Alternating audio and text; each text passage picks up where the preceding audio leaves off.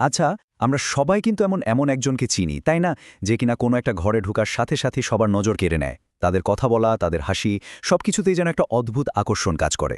দেখলে মনে হয় এই ক্ষমতাটা তারা জন্ম থেকেই পেয়ে এসেছে।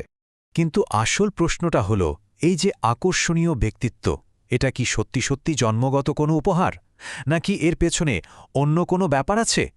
চলুন আজ এই রহস্যটাই একটু ভেদ করা যাক।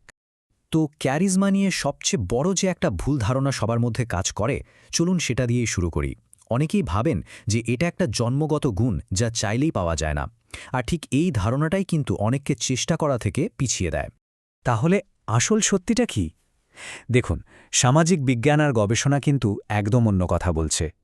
আমরা যাই ভাবি না কেন, বাস্তবতা হল ক্যারিশমা কোনো জন্মগত বৈশিষ্ট্য নয়, বরং এটা এমন কিছু আচরণ যা যে কেউ শিখতে পারে এবং নিয়মিত অনুশীলনের মাধ্যমে আয়ত্ত করতে পারে। ব্যাপারটা অনেকটা ব্যায়াম করে মাসেল বানানোর মতো। এটা কোনো জাদু নয়, এটা একটা অর্জন করার মতো দক্ষতা। তাহলে মনে প্রশ্ন আসতেই পারে, ক্যারিশমা যদি জন্মগত প্রতিভা নাই হয়, তাহলে এর আসল ভিত্তিটা কি? মানে কিসের ওপর এই আকর্ষণীয় ব্যক্তিত্বটা দাঁড়িয়ে থাকে? উত্তরটা কিন্তু বেশ চমকে দেওয়ার মতো। এখানেই কিন্তু আসল রহস্যটা লুকিয়ে আছে।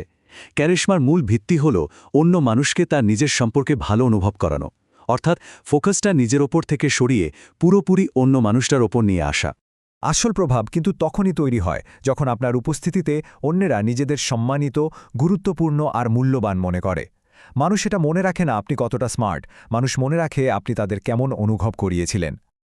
আচ্ছা, চলুন এবার ক্যারিশম্যাটিক হওয়ার একদম প্রথম আর সবচেয়ে সহজ কৌশলটা জেনে নেওয়া যাক। এটা এতটাই শক্তিশালী, কিন্তু আমরা প্রায় এর গুরুত্বটা বুঝতে পারি না। কৌশলটা খুব সাধারণ। মানুষের নাম মনে রাখা এবং কথা বলার সময় সেই নামটা ব্যবহার করা। শুনতে খুবই সহজ মনে হচ্ছে, তাই না? কিন্তু এর প্রভাব অবিশ্বাস্য। এটা কেন এত ভালোভাবে কাজ করে? কারণটা খুব সোজা। যে কোনো মানুষের কাছে তার নিজের নামটা হলো পৃথিবীর সবচেয়ে প্রিয় একটা শব্দ। যখনই আপনি কারো নাম ধরে ডাকেন, সঙ্গে সঙ্গে তার সাথে একটা ব্যক্তিগত সংযোগ তৈরি হয়ে যায়। এটা তাকে বুঝিয়ে দেয় যে আপনি তাকে গুরুত্ব দিচ্ছেন। এবার আসা যাক দ্বিতীয় কৌশলে, যা শোনার ক্ষমতার উপর জোর দেয়। কারণ আকর্ষণীয় ব্যক্তিত্ব মানেই কিন্তু শুধু সুন্দর করে কথা বলা নয়। এই সত্যিটা আমরা প্রায় ভুলে যাই। আমরা ভাবি যে ভালো কথা বলতে পারে সেই আকর্ষণীয়। কিন্তু বাস্তবতা হলো, একজন ভালো শ্রোতা তার চেয়েও অনেক বেশি আকর্ষণীয় হতে পারেন। কারণ এই পৃথিবীতে সবাই নিজের কথা বলতে চায়, কিন্তু মন দিয়ে শোনার মতো মানুষ খুব কমই আছে। তাহলে কিভাবে একজন ভালো শ্রোতা হওয়া যায়? প্রথমত, বলার চেয়ে শোনার ওপর বেশি জোর দিতে হবে। দ্বিতীয়ত, তার জীবন বা তার আগ্রহ নিয়ে মন থেকে প্রশ্ন করতে হবে। আর সবচেয়ে জরুরি হল, কথা শোনার সময় মোবাইল ফোন বা অন্য সব কিছু দূরে সরিয়ে রেখে পুরো মনোযোগটা তার দিকে দিতে হবে। এতে অপরদিকের মানুষটি নিজেকে খুব স্পেশাল মনে করবে। তো এতক্ষণের এই আলোচনা থেকে আমরা ক্যারিশমার একটা একেবারে নতুন এবং শক্তিশালী সংজ্ঞায় আসতে পারি।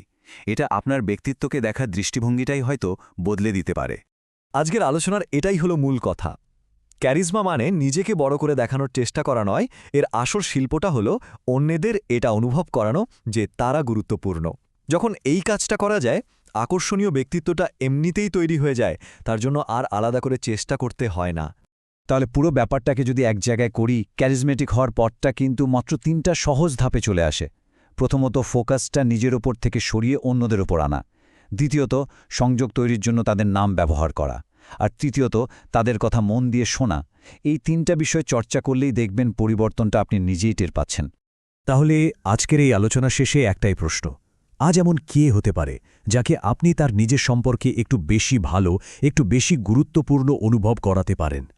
উত্তরটা একবার ভেবে দেখতে পারেন।